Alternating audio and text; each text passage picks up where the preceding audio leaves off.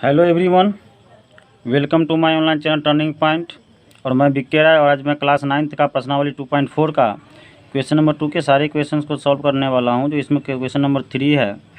Solve करने से पहले हम लोग क्वेश्चंस को पढ़ते और समझते हैं। गुणनखंड प्रमेय लागू करके बताइए कि निम्नलिखित स्थितियों में से प्रत्येक स्थिति में जी एक्स पी एक्स का एक गुणनखंड है या नहीं। यानी ये जो आप देख रहे हो यहाँ पी एक्स और जी एक्स, इट मीन्स ये जो जी एक्स एक्स प्लस 1 है सो इसका गुणनखंड है कि नहीं।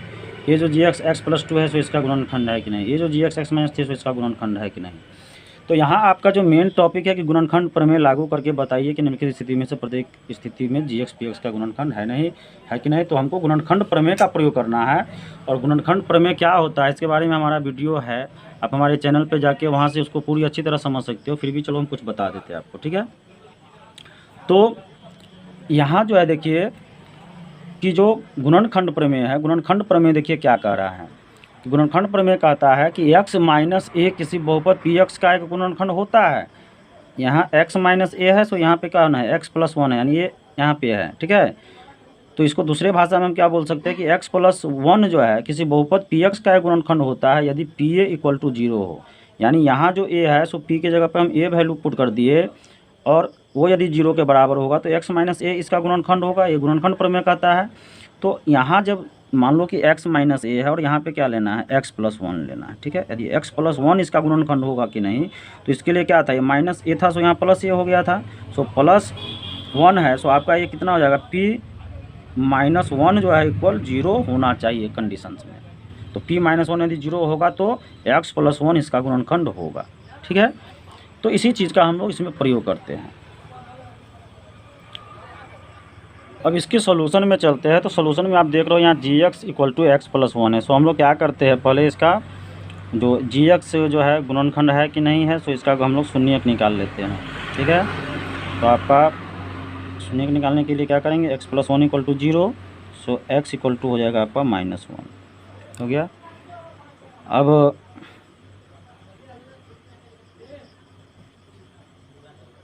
गुणनखंड प्रमेय से क्या है, एक्स प्लस 1 एक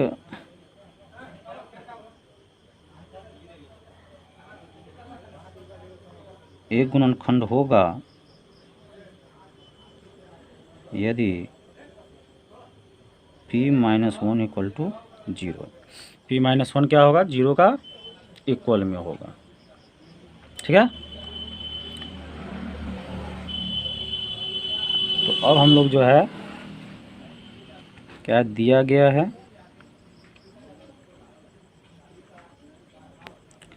पी एक्स इक्वल टू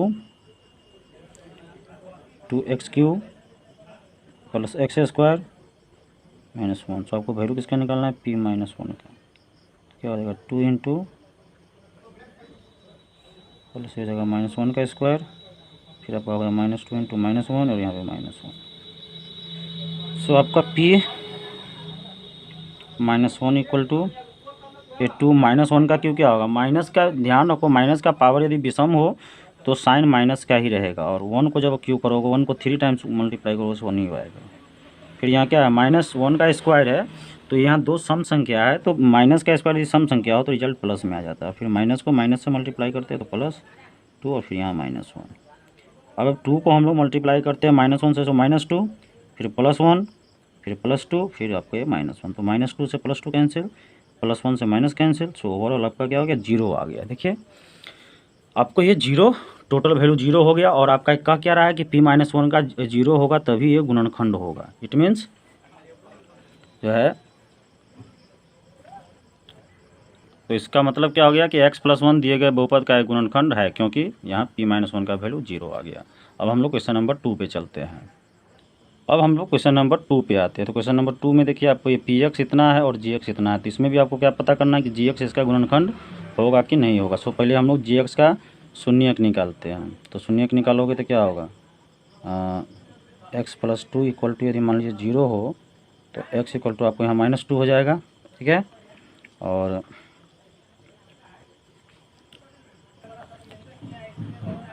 तो गुणनखंड प्रमेय से x+2 जो है दिए गए बहुपद px का एक गुणनखंड होगा यदि p-2, यहाँ पे -2 आया, सो हम लोग यहाँ पे -2, यदि p-2 = 0 होगा। सो आपका दिया गया है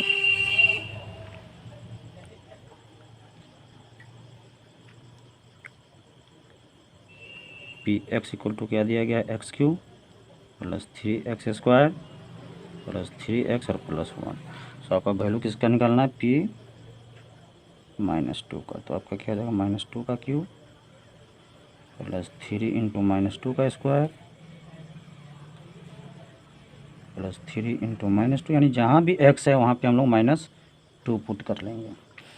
अब माइनस का क्यू है यानी विषम संख्या है पावर, सो माइनस का साइन आएगा, 2 का क्यू करोगे तो 8 आ जाएगा। यहाँ प्लस, यहाँ 3 मल्टीप्लाई फिर -2 का स्क्वायर, 2 सम संख्या है, सो माइनस प्लस हो जाएगा और 2 का स्क्वायर 4 हो जाएगा। अब यहाँ प्लस माइनस का गुना करो तो -6 और +1। अब आप आओ -8, ये हो गया 12, फिर हो गया -6 +1। सारे प्लस वाले को एक जगह ऐड कर दो, 12 1 13 और सारे माइनस वाले को एक जगह, 8 6 14, 13 - 14 यानी -1। इट मीन्स ये 0 के इक्वल में नहीं आया। तो 0 के इक्वल में जब नहीं आया तो क्या होगा कि x+2 गुणनखंड नहीं होगा।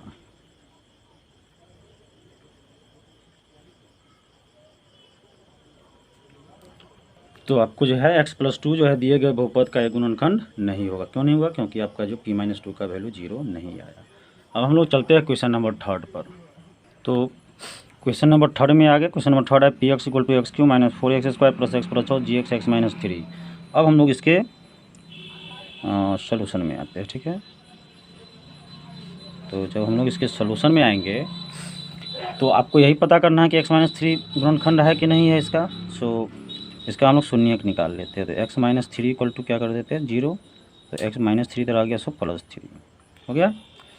अब हम लोग जो है कि गुणनखंड प्रमेय से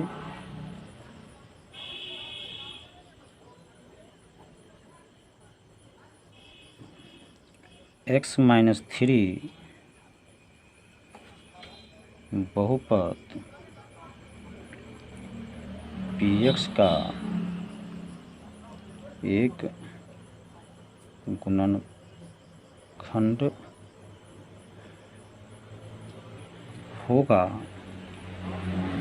यदि p और ये 3 आया, सो p3 = 0 हो, ठीक है। तो अब दिया गया है, क्या दिया गया उसको लिख लेते हैं हम लोग। दिया गया है कि आपको px दिया गया है। तो px आपका कितना दिया गया है, x³ - 4x² + x और +6। तो हमको वैल्यू क्या निकालना है, px p3 का। सो x की जगह पे हम लोग 3 आ गया, तो जहाँ भी x है वहाँ 3 पुट करो। सो 4 × ये हो जाएगा आपका 3 का स्क्वायर और प्लस ये हो जाएगा आपको 3 और प्लस ये हो जाएगा 6। 3 का क्यूब करोगे तो 27। यहाँ 4 × 3 का स्क्वायर हो जाएगा 9 और ये +3 और +6 मिल के आपका हो जाएगा ये 9 + 9।